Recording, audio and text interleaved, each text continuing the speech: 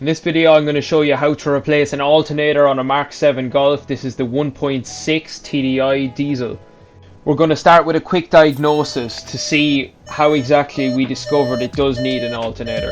So first issue we were seeing, we put in our key, we start the engine, after a couple of seconds 12 volt battery not charging, stop vehicle. So that's our first inclination. Now we're obviously going to check the diagnostic tool. We see a lot of error codes. All the errors saying passive, sporadic, means that it can see the error 1 minute, then it doesn't the next minute.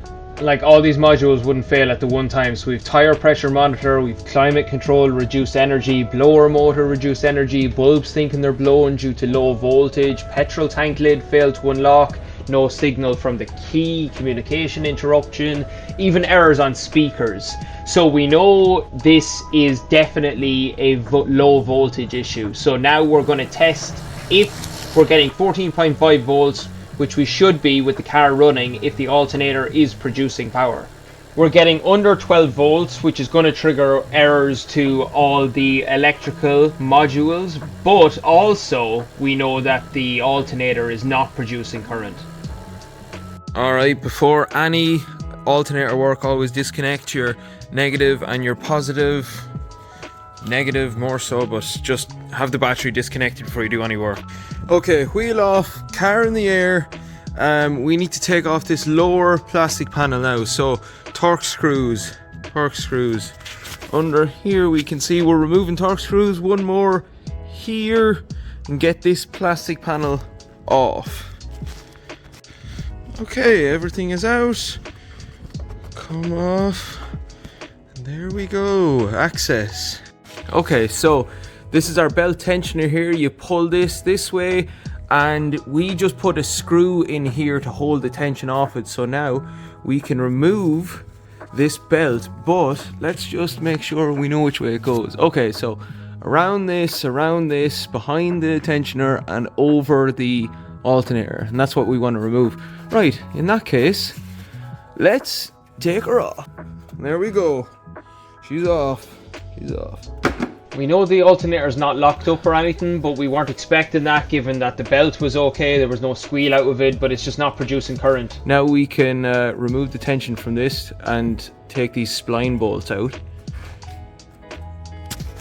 Okay, so now for the AC pump, we disconnect here, and disconnect this cable, and behind this cable there is one more bolt hole there, which has these 3 bolts. Remove them, put them safe place.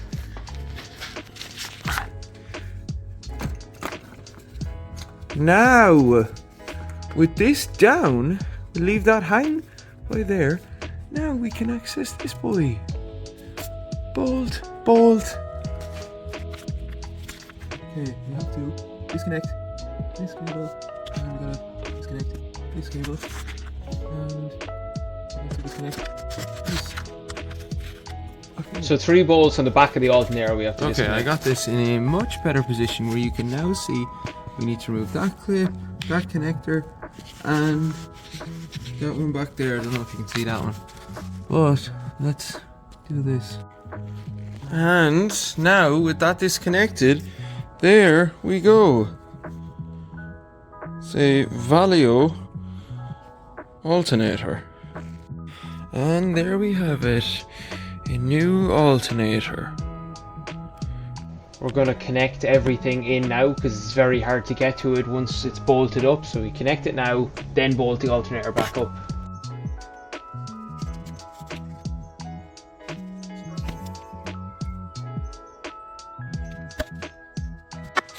Okay, so we have the AC pump back on, bolted in here and one behind it.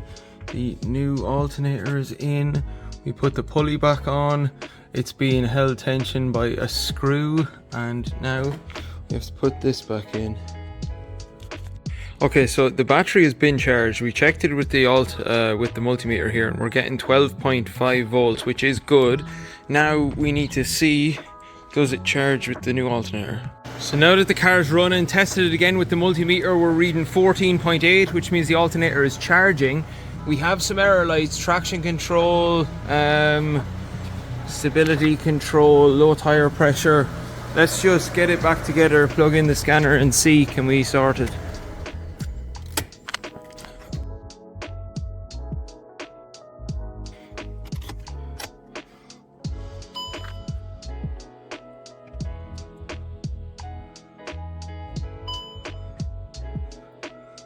These are the errors we're getting after fixing the car.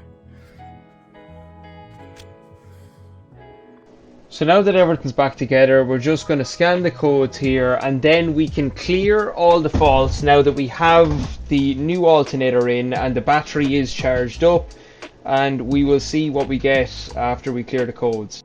Okay, so for these last few codes, what we'll need to do is take the car on a really quick drive.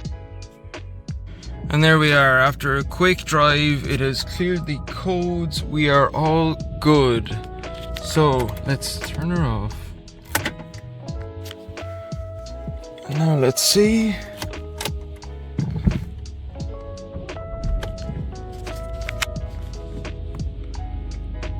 Perfect, no errors. Good to go. So that's all for this video. Hopefully some people found it helpful. If you liked it, please leave a like, comment and subscribe.